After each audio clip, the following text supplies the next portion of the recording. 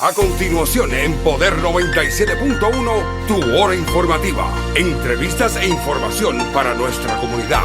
Y ahora con ustedes, Ida Pérez. Buenos días, mi gente de Rochester, y bienvenido a su hora informativa. Mi nombre es Ida Pérez y para mí es un verdadero placer poder estar con ustedes en esta mañana. Su hora informativa es un programa que les trae información importante que esperamos que los inspire a una mejor calidad de vida para usted y su familia. Cubrimos información sobre los campos de salud, educación, empleo, vivienda y muchos otros temas más que nos afectan como persona y como pueblo. Su hora informativa está aquí todos los sábados de 10 a 11 de la mañana y nos alegramos muchísimo de que estén con nosotros en el día de hoy. I was just saying that, I'm so happy that our listeners are with us again this morning, listening to us. And hoy tengo un invitado muy especial que nos va a estar hablando de un tema bien interesante. El tema sí va a estar en inglés, pero creo que es bien importante que todos presten atención porque es un programa bien especial que me gustaría que nuestra comunidad latina conociera un poquito más de este programa. I was just saying, the show is going to be in English, but I want people to pay attention because you're going to be talking about a program that you have that is really important and that I feel that our Latino community needs to know more about. So I'm going to ask you to introduce yourself, tell us where you're originally from, and how long have you been here in Rochester? Awesome. So my name is Reggie Cox, and I am the executive director and the founder of the Fatherhood Connection.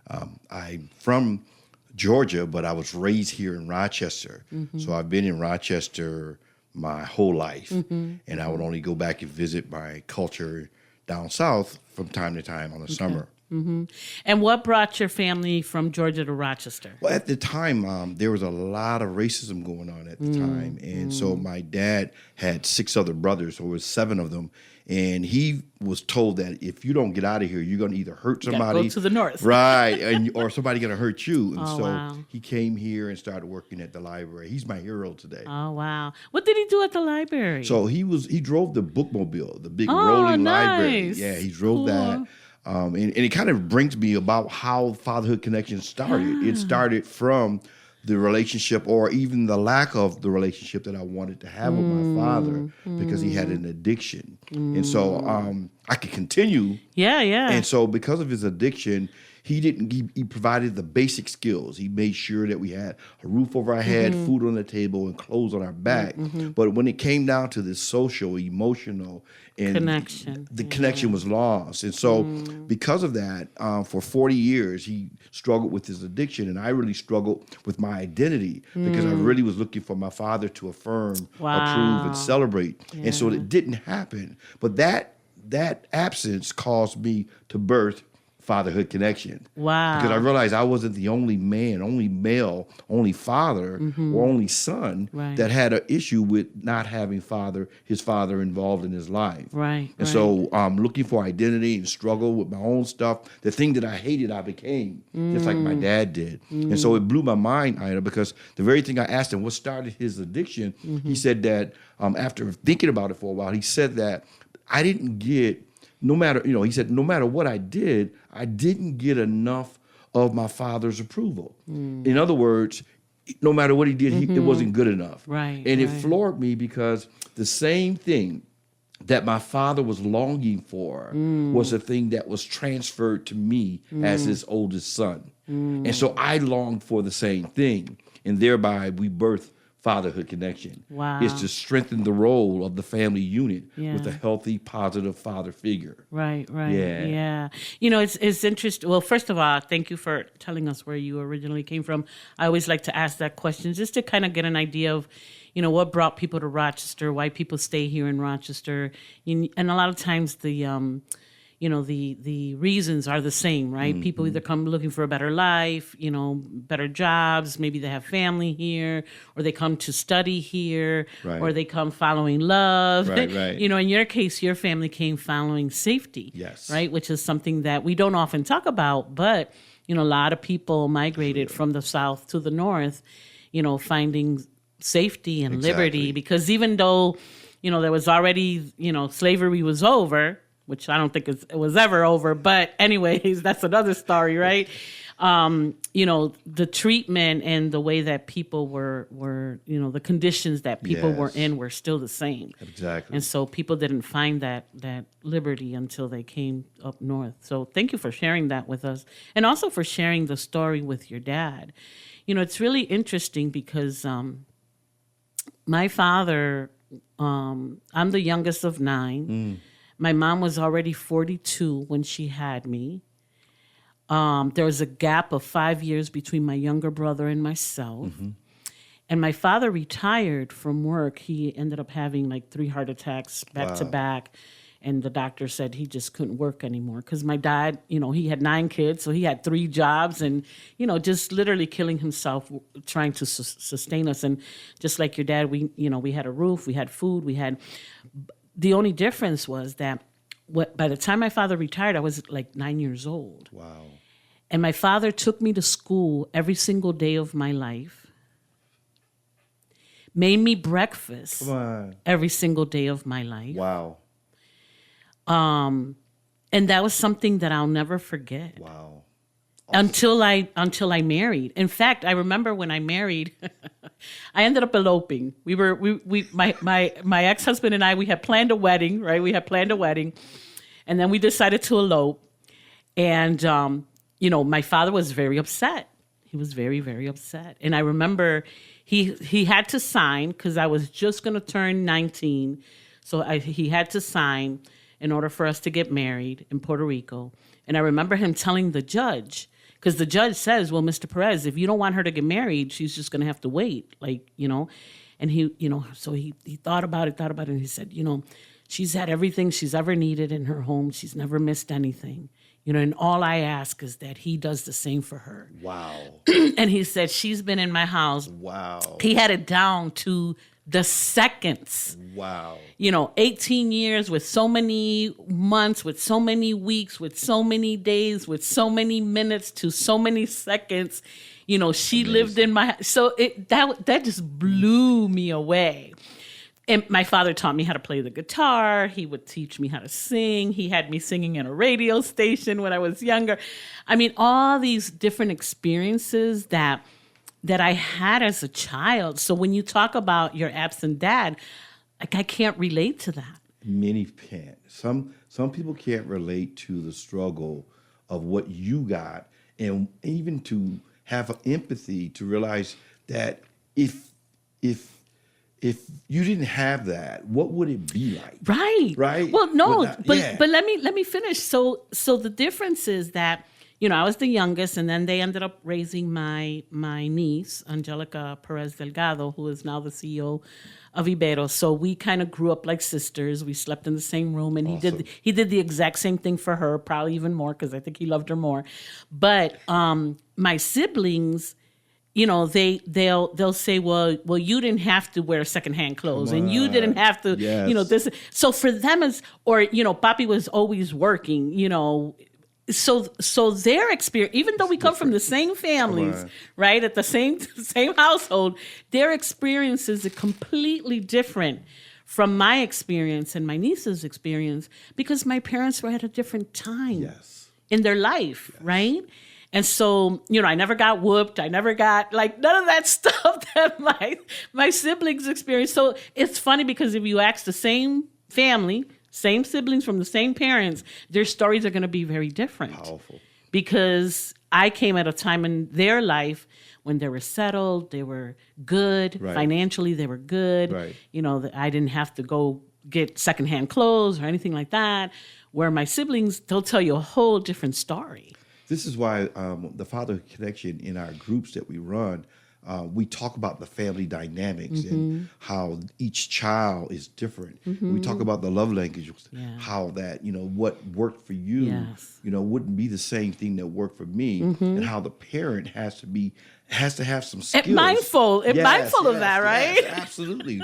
And to be able to treat each one according to the original intent. Yes. And so to love on me would be a little bit different in some ways because I needed more affirmation. Yeah. And so to love on someone else, they needed more quality time. Right. To love on someone else, they need to do something that maybe more gifts or a physical, food. Right. And so being able to understand that really strengthens the role in the relationship so we can repair some of the relationship that goes between the family members. So that's huge. So how long has Fatherhood Connection been in existence? Absolutely. So we've been existing since 2010, Fatherhood Connection. But prior to that, 13 years prior to that, we were running fatherhood groups through Family Resource Centers of Rochester. Okay. But we didn't have Fatherhood Connection. And we started in 2010 and went to Monroe County, and at that time they weren't ready, so we went to the surrounding counties. And so now we're in 10 other counties. Wow. Yeah. Wow. Fatherhood Connection I didn't work. realize that. Yes. You guys are way spread out. Yes. We had a contract across the state, and we're really looking to train people. So that's why I want to go back to Iberia and find someone here to work with this population and this culture because it's so needed. When the father is absent from the home, there's nothing like it. So you're talking about crime, poverty, substance abuse, struggles, pregnancy. Yeah, all of that exists when the father is absent. And so I don't think that we focus enough attention on the role of a healthy father figure. And I've seen statistics, especially around adverse childhood experiences with moms that may have experienced separation while still pregnant with the baby and what effects that has on her and how that transferred to the unborn baby. So even without the baby being born already, that absent father, the effect that it has is already present. Yes. And people don't realize that, when you get somebody pregnant and you as a dad decide, you know what, I don't want to be bothered, blah, blah, blah, blah, blah, and you walk out, that's already affecting that unborn baby. Exactly. And people don't realize that and the effect that has. We teach that speaking to the baby in the womb causes the baby to be stimulated in a healthy way. And so speaking, talking, reading to the baby, having conversations, bonding starts very early. I wish I would have known that. I'm a father of 10 kids. And I didn't know that until after my 10th kid died. What's up with that? But I think that's why it's important to get involved in some of our discussions on the various topics, because we don't have to wait till we're a father to understand what it's like to be a father and to address and break patterns that are unhealthy. Today, my father is my hero, right? Because he changed his life. Right. And because of his changed life, it really brings a transformation in how you can repair relationships. And many of our family members still struggle with the lack of getting their needs met as a child. So now it affects them in their adulthood, and they marry someone with some of the same challenges that they have. So we got to break that cycle. We got to break that cycle, definitely. Yes. I know that also, with the adverse childhood experience, they talk a lot about, how even if you do have a relationship with your parent, how that relationship is and how that can affect. So in your case, you may have had the father there. Yeah, he gave you all the basics, but he never was proud of you. He never told you, I love you, I'm proud of you, or maybe if he did, he didn't say it in those ways. So even that, right? Even those things that we think I don't do this, I don't spank them, but if you don't show them love either, that can have the same effect. What we do, we ask each individual, and this is something that I think that people over the broadcast can even begin to do, is an activity that we have, and we ask, what would you keep, toss, or add about your father? Now, we can do this with our mother as well. Wow. So it was hard for me to talk about what I would keep about my dad, because the bully was the trauma, right? And he wasn't there for me. But what would I keep? What would I toss? And what would I add? So I would keep my father's work ethic. After I discovered and struggled that he did bring some strengths to the table, he went to work even though he was an alcoholic. But he was a functional alcoholic. Yes. He worked. He provided for us in the basic ways that he was taught how to provide. Right. And what would I toss? I would toss the addiction, the womanizer. I would toss some of those things, right? Very kind of demanding and whatnot. What would I add? His affection. I happen to be a sensitive man. I'll cry over watching a movie. Right. And so the affection was something that I desired to have. And this is what we would ask each person that hears this right today. What would you keep, toss, or add about your mom, about your father, right?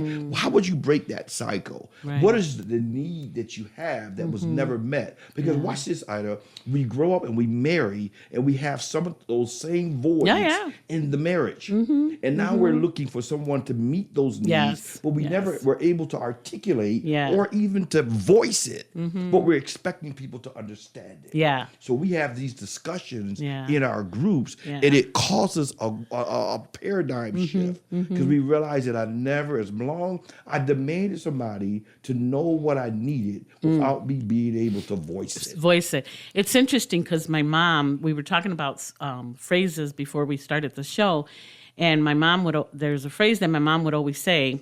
I didn't necessarily agree with it, but there is some truth to it. And she would always say that a wife, finished raising her husband. Wow, that's deep. She would always say that, and a lot of times it's because of that, right? Yes. They come with these unresolved issues, all these things that may have happened to them as a child, that now this woman that's in their life now has to help resolve that, and in your case, I'm assuming that from your wife, you're looking for those affirmations, right? That you have to be validated all the time. Yes. Oh, honey, you're doing a good job. Yes. And honey, you're a good husband. You're a good dad. You're a good this. You're a good that. Because that's what you long for from your dad. We call it father hunger. Yeah. Hungering for those needs that were not met Yeah. as a child from your parental influence. Yeah. And we don't recognize that, and we don't talk about that, nor do we even be able to articulate, even being parentified, where you grow up as a young child, really in a role that you're asked to be a parent, right? And so now you're doing things and never have a childhood. Yeah. And so these are dynamics that go along within the family that we don't address. And it's time for us to address that if we're going to deal with building a healthy family. And that's what we do through Father Connection. Yeah. We talk about how do we strengthen, increase our families in our community to be able to have an involved, healthy father figure. Yeah. How do we do that? Yeah. Even talking about it, right? And so we address those type of things coming along. How do we have this one phrase that we use is when the student is ready, the teacher will appear. It's the trouble that I've had with that, Ida, is that I said I was ready, but didn't realize the trauma underneath that I had stuffed in the closet that I didn't know how to talk about. Yeah. I was vulnerable and I didn't know how to share it. So vulnerability and transparency is the key to the environment that causes change to happen. Yes. And so when another guy is vulnerable and transparent, he becomes the teacher. Yeah. There's no big eyes and little U's here. Right. We're a team seeking to be vulnerable and transparent and release some of the baggage that we've been carrying for so long. Let's talk about, I want to bring it, a little further back, and I'm sure you can speak to this. When it comes to, especially to the African American man, and I'm sure there's some truth to it to Latino men as well, but to especially the African American men, just based on the trauma of slavery, right? And, I always think about it, these people were broken, right? They were to the point where they were broken. Yes. And men had to witness a lot of things that they could not do anything about, that their hands were tied, right? That the separation of their families, the rapes of their women, the abuse, so already within your bloodline, right? That trauma's already there. Exactly.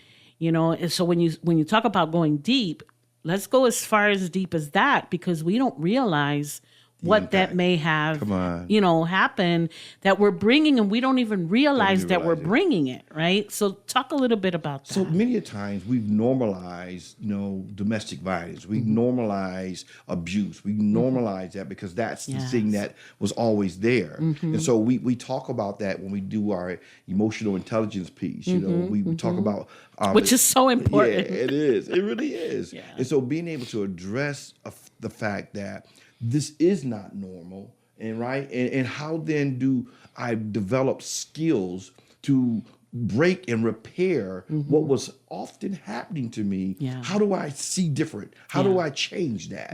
How do I even be able to voice what's been going on in a repetitive way in my lifestyle? Right. So we talk about that. Being able to talk about it really is therapeutic. It's therapeutic to be able to talk about some of the struggles, and so that you can now it can bring from the unconscious to the conscious now, so I can address that.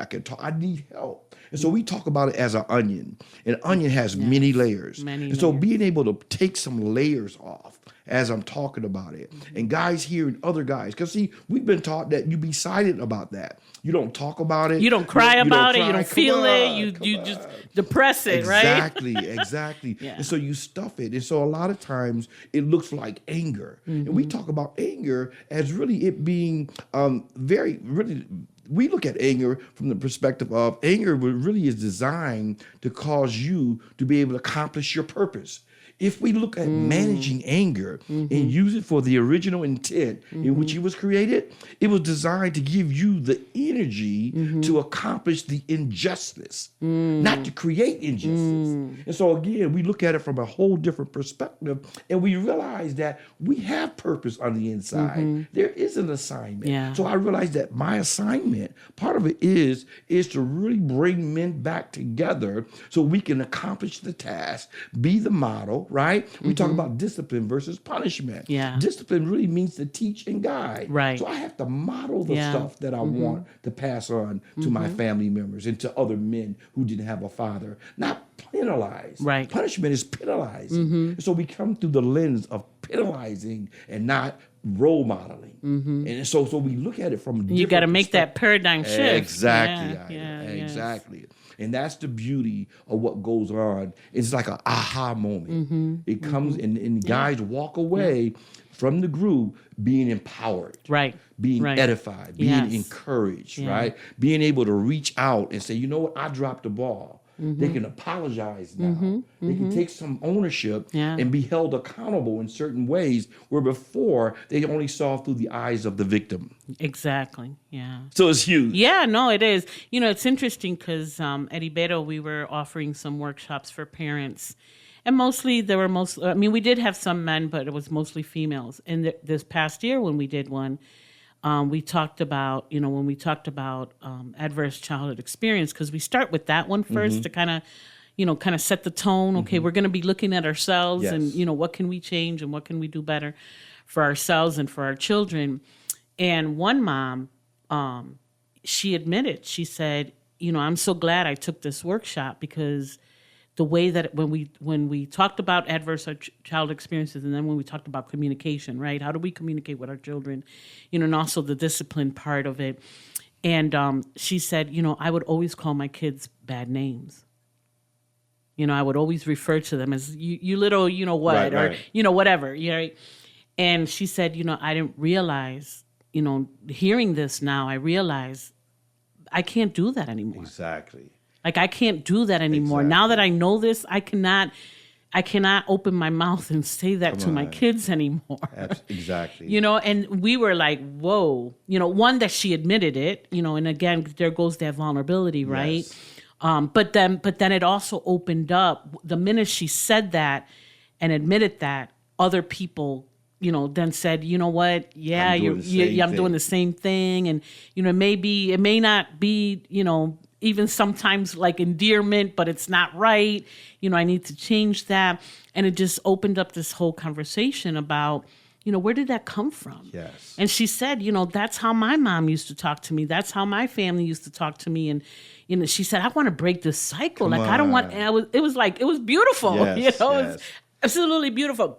So I imagine that those are the type of things that happen in your groups, Every session. And so even being a facilitator, you realize that there's things you're going to take away, right? You're not just one that guide and lead the conversations. Yeah. You realize that you're enhancing the quality of life for yourself and those in your spheres of influence. Yeah. So everybody that loves you, right, is going to be impacted by the things that you bring to the table. Yes. It's funny because we go to the jails, and even in the jails, we talked about how the guys who are locked up, they have people that love them and therefore are locked up too. So it is, so it is with the families, right? If I'm locked up, if Reggie's locked up, you have to know that there's other people, right, that are locked up too, because they're not getting the quality of life that Reggie really came to impart unto them. So it's important as we move forward to be able to address that and own the things. Be able, watch this, we talk about what's the difference between being right and keeping the relationship. What's more important? And there came from a time that I used to always want to be right.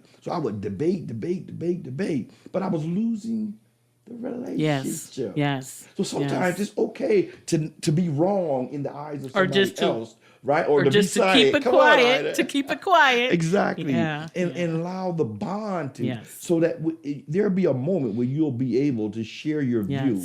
But let the person who's venting, let the person who's hurting, let the person who's not aware of that, right? Let them be right for the moment, right? Yeah. There's a YouTube video called, I think it's The 7 Chairs, and it talks just about that. Like, the goal of the video is that, what's more important, you being right or the relationship that you have with that person. I gotta get that video. Yeah. Yes, it's a very powerful video, because it talks about that. What's more important, you being right or even you being in your mind and assuming all these things when that's not really true, right? Because now you're perceiving this, but that's not really what that person is meaning. Yes. It's for you to perceive, and you're all in your head.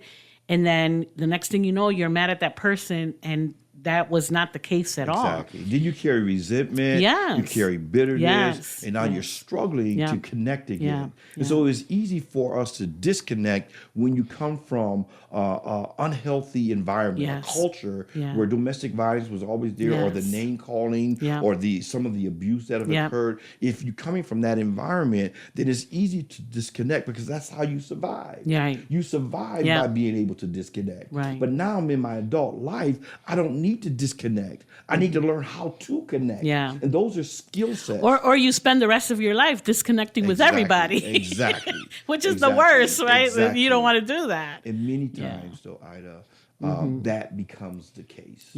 Right. And so we're repairing that. We're giving people tools now where we can be able to address that, own that, and it makes you a better person. We talk about crying, right? I'm crying, but there's no tears coming down my eyes, right? But I'm crying every time I go back to an old behavior, an old pattern that disrupts and establishes a disconnect in the relationship. I'm crying and don't even know it. And so these are the things that we talk about. This is empowering to us. It's empowering and engages us in ways that we want to be a model to those people that love us. And so it's important as we get ready to move towards the September month and dad's taking your kids to school again. We want to be able to rally some of their fathers in the schools. And we've targeted certain zip codes where we can go in and be supportive in the schools. We're looking at working with the kids, talking about anger, bullying, healthy relationships. These things need to be done at an early age. If we're going to try and turn this thing around, we have to address and engage with them early, because some of the families that we're dealing with can be very, very difficult and challenges for them to be able to come to school and focus and do and read and learn. And so it's important for us to make a difference early. One of the things we focus on at Ibeto in our early childhood center was, helping children just express their feelings. Just to be able to use the words, right? And to give them words beyond mad, sad, happy, and glad, right? That they can really teaching them about all the feelings that they have. Because we don't do that, as a community and as families, we don't often do that. It's like, oh, stop it, you'll be all right. you'll be fine.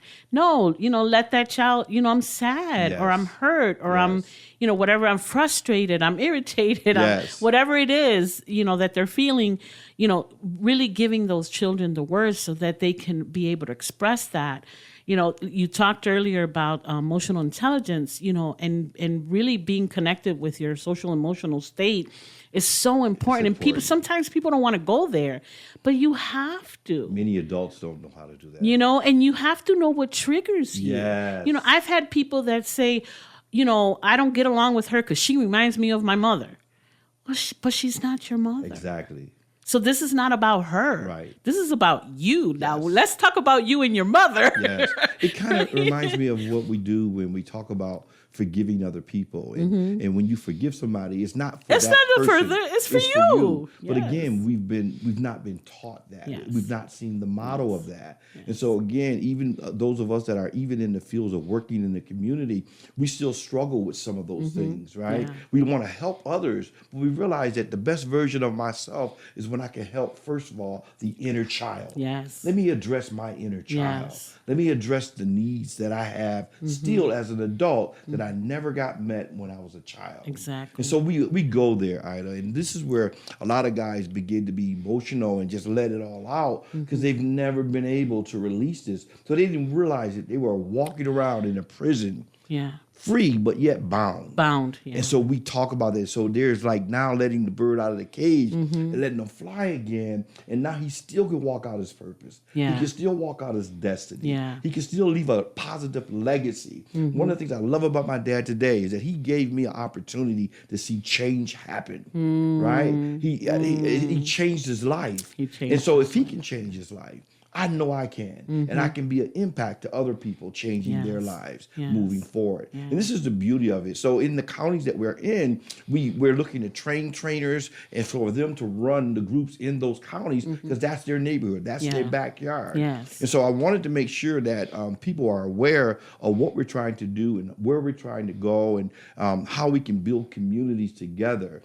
Fathers, uncles, it doesn't matter. We've now expanded to where we don't just have a male group. We have a women's group, a sisterhood group. And these are women. A lot of these women are been probation or just really want to enhance their lives, and they're talking about some of their challenges. Yeah. They've been married 4 times. Okay, what's going on about that? Right. Are you vulnerable enough to try it again? If not, what's going on? Why not? We address all that kind of stuff. The shame and the guilt. Yeah. Guilt is saying I did something wrong. Shame is saying I am wrong. You know how many people think that they are wrong, right? And have not really crossed over and see the boundaries. So we address that. We address the fathers, the women, and the youth. It used to be boys to men, but now we realize just as many girls are on pins, right? Or struggling because of the absence of father or mom. Yes. And so now we open it up to youth empowerment. Yeah. And so now it's all the youth. It's not just the male. Yeah. So we're seeing ourselves expand and be able to be open for all of the family members. Yes. That's the beauty that we're seeing right now because we all are in need of help and support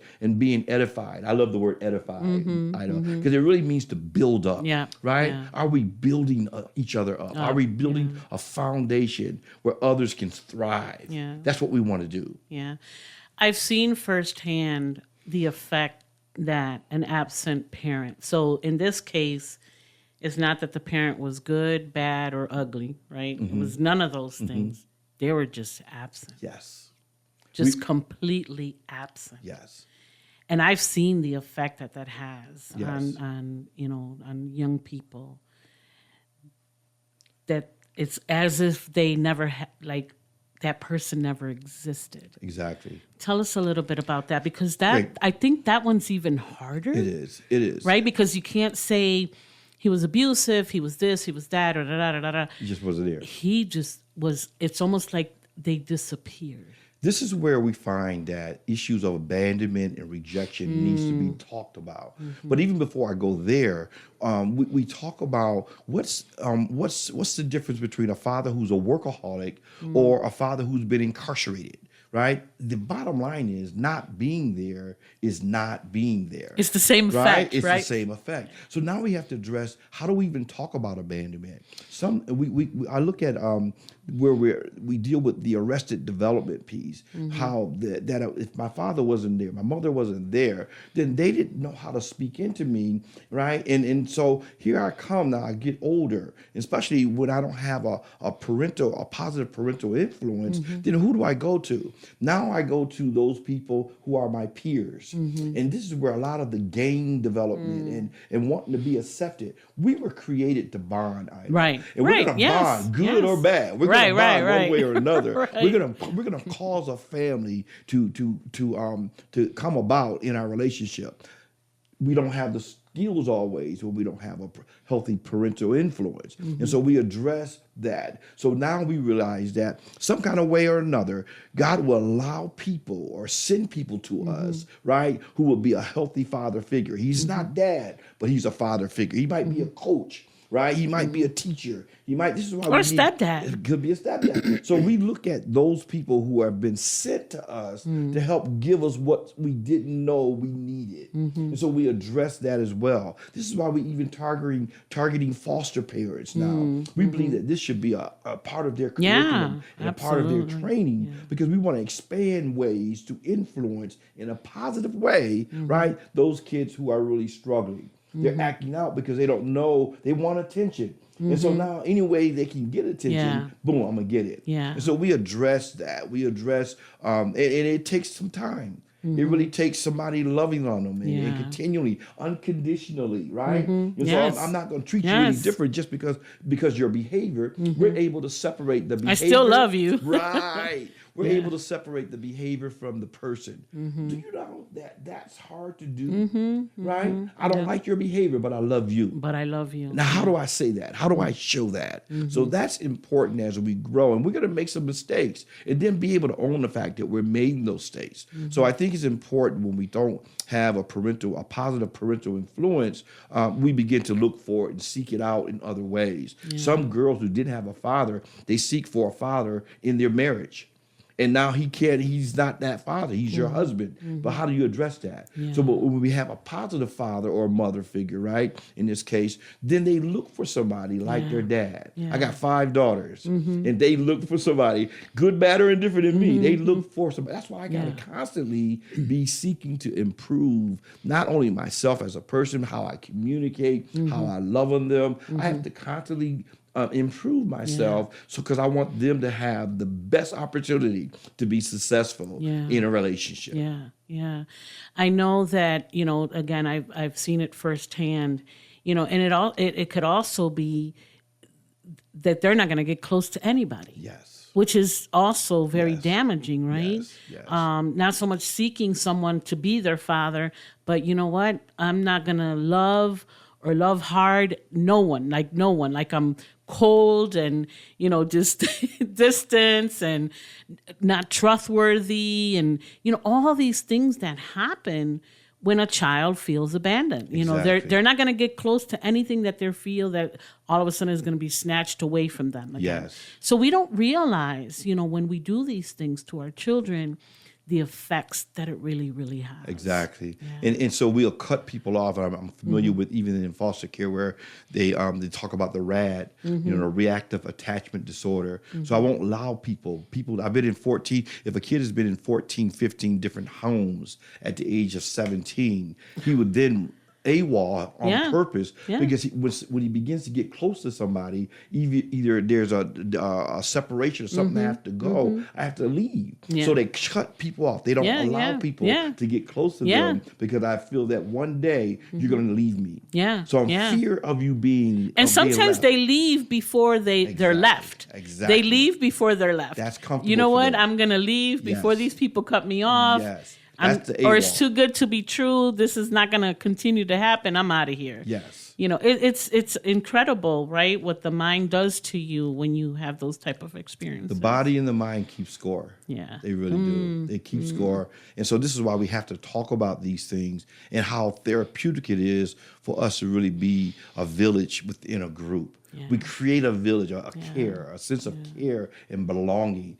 Everybody want to belong. Yes, They really do. No, it's true. They don't want to be It's left true. alone. Yeah. But because I've been left alone so much, it's normalized now. Yeah, Where, yeah. you know what? Leave me alone. I don't want to have Yeah. nothing to do. So I'm going to do other things. I'm going to go against the grain. I'm going to become something that I don't want to become. Right. Because this is where I control my destiny. Right. And I think that is unhealthy many a times when we go that route. Yeah, and I think interesting to think that it's one of those things that you need, but you don't know that you need it. Right. Right. Right. Like you're in your mind, you're like, no, I'm good. You know, I'm good. Right. I'm good. Which is what most people say. No, I'm good. I'm all right. But you don't know what you don't. Right. Like you need it and you don't know that you need it. I don't know if Exactly. that makes sense, It does. but It does. you know, because I'm sure that you probably have people that come into your group very reluctant, you know, probably not wanting to be there, just doing it just to make somebody else happy. Okay, fine, I'll go. Leave me alone. I'm gonna go. Right. You know, and then they get there and then they realize, oh my God, I Wow. needed this all my life. I really love the participants that come almost because they had to come, right? Not really wanting and desiring to be there, but in that first group, second group, the light cuts on. They're like, wow, I needed this. So sometimes, especially guys, we aren't the first to say, I need help. We're not the first to say, I need to go to the doctor, right? But once we realize that we needed something, we then begin to engage full circle. And so that's the beauty of seeing the transformation that takes place in our groups, because the discussions are live, they're real, right? And it's not attacking you, but we create an environment that's acceptable. It's confidential, right? People are able to receive certificates of graduation that are recognized by family court, right, to be involved in your kid's life. Right. And so there's a need for that. Yes. And sometimes you have to have a teeth or have somebody pushing you to do something that maybe you don't want to do, but after you find out that they pushed you, it brings out the best in you. You're right. And that's what we look to do in the Father Connection, is bring out your very best, right? By empowering you, encouraging you, and yet holding you accountable at the same time. I want to be able to apologize to my kid, right? And allow them to see me as a model do that, so that hopefully they can do it to their kids. Right? But if I've never said I'm sorry, if I never own that, right, where I made some mistakes, then how do I expect them to do it? Yeah. You know, it's funny you say that, because going back to my dad, I remember as a young child, my parents, they worked hard, but they also partied very hard, right? So Fridays, Saturdays, and Sundays, they partied. Whether it was at our house or somebody else's house, we would all get together. There was food, there was singing, there was dancing, there was all these different things, right? And, you know, when you got a little liquor in you, sometimes silly things happen or whatever. And I can remember at least 5 to 6 times when I saw my dad getting up early on a Sunday morning or early on a Saturday morning, and my mom asking him, where are you going so early? And he would say, I'm going to so-and-so's house to apologize for what happened last night. Yes. Like I witnessed that. Wow. And it stayed in my mind. That's powerful. Like, I don't know why it stayed in my mind as a young child, but that stayed in my mind, that my dad valued going back to relationships. I love right? Going back to relationships and valuing his relationship with the people in his community, because it was a big community that we had here, you know, and to say, I got to get up early and I got to go to so-and-so's house. Sometimes it was his compadre or whatever, to so-and-so's house to apologize for what happened last night. Yes. Reparation is real. And sometimes we hurt and we say and do things that we don't realize the effect that it had on somebody else. Yeah. And so being sensitive enough, having, I think that if we're going to grow and mature as a people, we have to grow in our ability of humility and empathy and compassion. Yeah, we have to grow in those areas. And it could be, Reggie, that you said something that hurt somebody. Allow them to watch this, be approachable enough where they can bring that to you without you being able to become defensive and judgmental. Yeah. Oh, Yeah. Do you realize how important Important that that is? is. Yeah, No yeah, matter no, what yeah. your title is and how much money in the bank and how great Yeah, you think you are, I want to always have that door open where somebody can approach me with a different view. And again, that vulnerability, right? Yes. That vulnerability. But I witnessed that, and I never forget that. That I Yes. witnessed that. That my dad doing that. That's huge. Tying his shoes. Ready to walk out the door. I gotta go fix this. And I gotta go fix this. I got to go right the wrong. Yep. Yes. Yep. And yes. not wait either. on. Like the next day, he probably went to sleep, woke up thinking about that, and saying, "I gotta go fix this." Yeah. It spoke to his heart. And Right? and to the value of Yes. relationships. Yes. Which we often forget, right? Yes. We forget, like you said, our pride. No, I'm right. They were wrong. Blah blah blah blah blah blah. No, that relationship is so much. And I know that my parents built so much relationship with people in our community. Especially at a time when there wasn't a lot of Latinos here, where people needed help. And when my parents died, we found out they had over 60 godchildren. Wow. Of people that they knew, that That's they the loved. village. That Yes. again, that relationship. Yeah. So I'm you reminded me of that when you talked about that. That's Yeah. why it's important, and I constantly have been saying this. I've been saying this for about 3 or 4 years since we had our breakfast here. That we really want a Latina guy who Yes. run workshops, and how important it is for him to be able to give back to his culture, right, and to establish some relationships as it relates to the father, the mother, the youth, Yes. and how empowering this can be, and wanting to train them or at least give them some skills or some tools that they can begin to reach out to those in their spheres of influence and make change happen. Yeah. So that's a need, that's a demand that we have Yeah. for us to be in the communities and in the cultures that will impact change. Yeah. And so I'm believing that somebody's going to hear this Yes. and Yes. be able to connect with we have a website called fatherhoodconnection.com. I have my phone number, 585-284-2445 is my phone number. You can reach the Fatherhood Connection, or you could just email me, right, at rcox at fconnection.org. And so we're looking forward to moving and collecting and collaborating and teaming up with other men, women, and youth so we can make a difference in our community. So Reggie, anyone that first of all, we want to find somebody Latino that Yes. can lead some of these groups Yes. with Latino males. Yes. If there's an organization, a school, maybe I don't know, anybody that has groups of parents that are coming together for whatever reason, maybe Yes. a church, anything like Faith-based, that. yes. That so connect with you the same way Absolutely. through the website or through the Phone number, email. Participants Yes. that want to be a part of a group, same thing. Absolutely. Go to the website. Or the phone number, Phone again, number. 585-284-2445. I mean, it's easy. We have referral forms, but I really want to make the connection and follow back up with individuals. We have groups that are starting on Tuesdays. We are, again, in 9 other counties.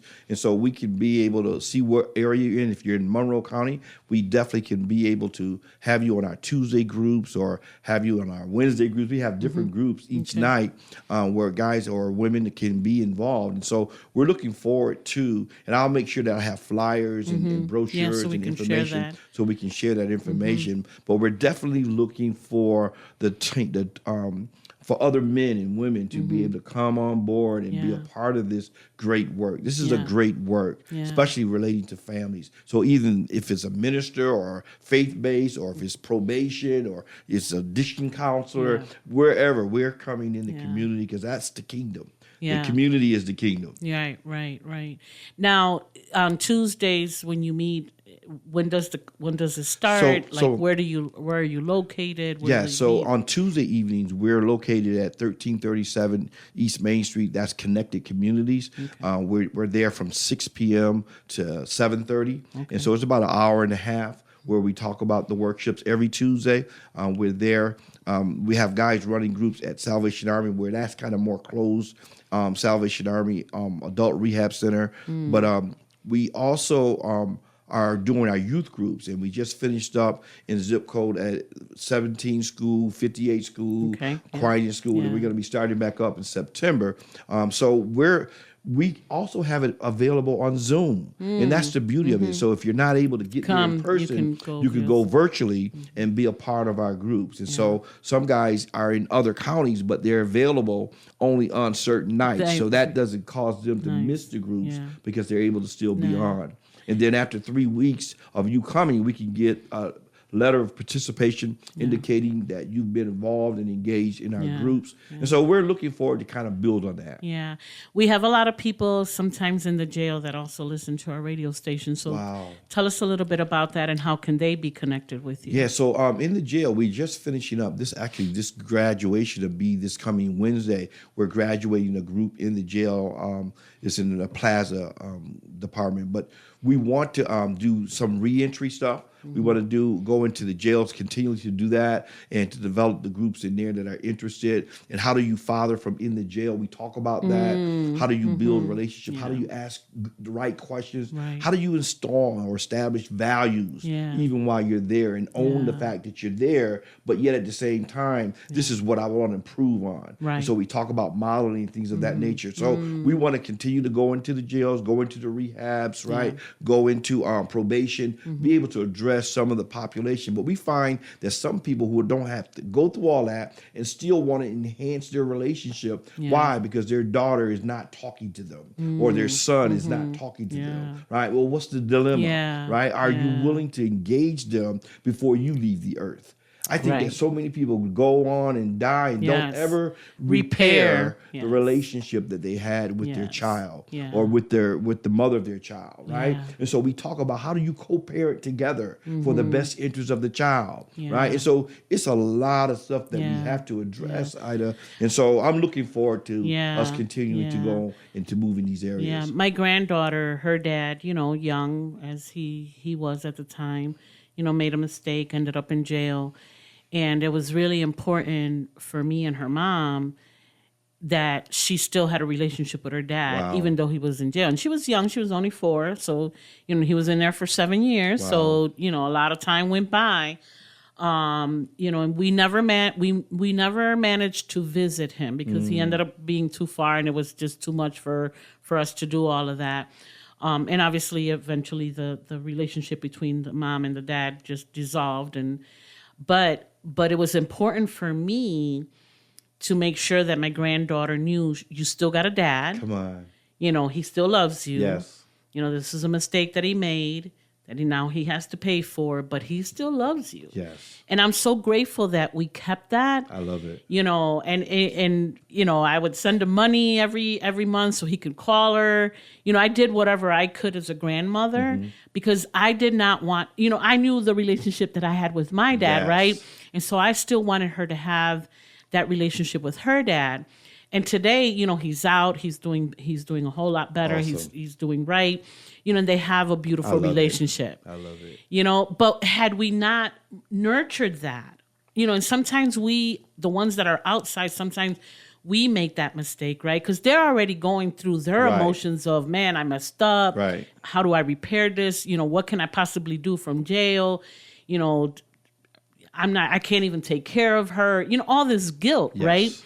But sometimes we who are outside, we have to help nurture that. I wish that you would come and share that with our guys because many a times we don't have that mother saying that who had a very strong relationship with their dad. Even some of the people that we deal with in rather it be child welfare or social services, a lot of the women, 85% of them are women in social work, in child welfare. So being able to speak about the strengths of an involved father, if their experience have been rough, if they were raped or molested by their dad or they've gone through 3 or 4 divorces, sometimes their lens is tainted about how powerful or the strengths of a father. And so being able to have somebody like you that speak about the strengths that your father brought you, you become a witness, you become a leader of the pack, that an involved father makes a big difference. And you can still be able to repair.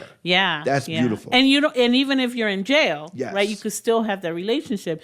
One of the things that I would always tell my daughter, don't talk bad about her dad in front of her. Regardless of what you're feeling, don't do that in front of her because that's not the dad that she knows. Right. And she, he was a loving, very loving dad until she was 4 and he ended up in jail. Right. So she had memories. And one of the most beautiful memories that she had was eating crab legs with her dad. Wow. Like she would always say, when my dad comes out of jail, we're going to eat crab legs. She remembered that. Yes. And so we would say, yep, as soon as he comes, we'll buy some crab legs and, you could have crab legs. And we did do that. But I wanted her to always have that, even if it meant that I had to send him money so he could give her a call or, whatever, we would do that, Yes. And she didn't have to know that, right? She didn't have to know where that money was coming from because unfortunately his mother passed while he was in jail. So between his mother and I, we would help him. But once his mom was gone, I felt that it was up to me to help him still have a relationship with my daughter, Powerful. with my granddaughter. And I'm grateful that I did that because till this day, now they have a good relationship. In fact, he just gave her a car for because she's learning how to drive so she can get back and forth and she's going to graduate next year. And he's been a big part of her life. Yes. And that's so because we out here, if we're hurt, he went to jail, he doesn't care about. No, a lot of times that's not the case. And let's say that it was the case. How can you still repair and continue that relationship with the child? Because the child has no fault of what may have happened, and right? they want to see mom and dad, the bio mom and the bio dad together. Yeah. And so if I'm speaking negative, even if we're not together, even if he had some infidelity or whatever the she case may did, be, right? yeah. How do I speak about the strengths of them, right? And not taint that in front of the child. Yeah. So again, co-parenting really does, you bring different values, different strengths you bring to the table. Yeah. Speak to the strengths. Yeah. Not what they've done wrong. Right. Don't hold the hate and now pass the hate to your child. Yes, because a lot of times the children are feeling what they never experienced that. Exactly. Let them have their own opinion. Let them have Exactly. their own experiences, right? Don't feed that on them. Yeah. But that was important for me and for my and I'm so glad that we did. I'm glad obviously that my daughter listened to me and she kind of followed, because I wanted her to have, and my daughter had a great relationship with her dad. Awesome. Right. And so we wanted that for my granddaughter too. Wow. And so we really worked hard on that and made sure that in those 7 years that he was always in contact with her. Always, always, always, always. We never went to visit him. Again, because he was far and it was going to be too much, but they were always in contact. Awesome. Whether letters or calls or whatever, he always made sure he sent a birthday card. I mean, all those things that were important, It is so vital. Yeah. So again, on Monday nights, we have our workshops in Livingston County and also in Ontario County. Tuesday nights, we are in Monroe County here, and we have Zoom as well as, so call the number. Wednesdays, we're getting ready to start up on the 5th of September in Seneca County and Wayne County and Yates County. So we're looking forward to you to give us a call at 585-284-2445. We cover over 250 to 300 males per year. That's every year. And so we're looking to expand that number. We're looking for trainers. You have to be a part of the group and get the Father's heart and then be able to empower and encourage other people. So we're looking forward to it, Ida. Yeah, I'm so excited to have you here today with us and sharing all of this information. I know that we're both part of the Healthy and Equity Future from the Greater Rochester Health Foundation. We wouldn't do it without them. We're very grateful for their support and seeing the importance of the work that you do, in early childhood in general and how important those first 5 years are, Huge. making sure that kids have what they need and being able to support parents so that they can give their kids what they need. So we're really grateful for you for being with us here today. If there's a phrase or a saying that you grew up with that still resonates with you today. Well, it's usually that one that my mom used to also say, and my dad too. First, there was one that he said that whether I'm right or wrong, I'm still the boss. I didn't like that one, right? But then he changed it to when the student is ready, the teacher will appear. Yeah. And so to me, being ready now to receive the things necessary for my future is important. So I got to stay open. Yeah. I got to stay open. Yes. And I'm hoping that those hearers, those viewers that are on the cast today, is that they'll be open for change so they can become the best version of themselves. Yeah. Absolutely. Yeah. Awesome. Thank you again for being with Thanks, us today. I really appreciate it. Gracias a todos por acompañarnos en esta mañana. Lo esperamos nuevamente el próximo sábado de 10 a 11 de la mañana en Poder 97.1 FM, la única estación radial latina con dueños y operados por latinos. Por la comunidad, para la comunidad. Esto ha sido su hora informativa, trayendo la información importante que nos inspira a una mejor calidad de vida. Que pasen una linda semana. Hasta la próxima, mi gente.